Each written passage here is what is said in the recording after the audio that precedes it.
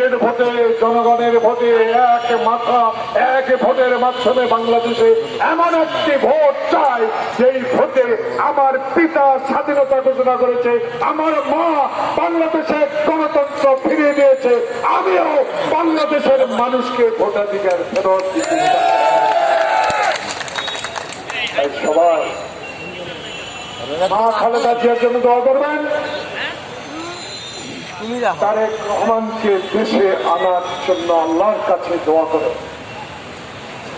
আল্লাহ পাক যেন এই নেতাকে দেশে আনে। কেউ ভাইয়েরা একটি কথা বলতে চাই,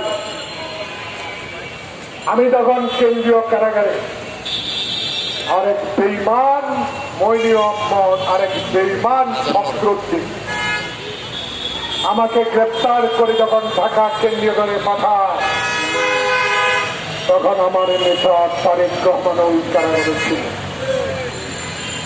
কেউ ভাইরা চোখের পানি আসে।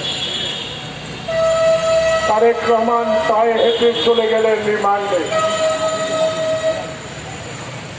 সবাইকে হাত তুলে আল্লাহর কাছে দোয়া করতে বললেন, আমরা কেন্দ্রীয় কারাগারে দুই ধারে দাঁড়িয়ে আছি।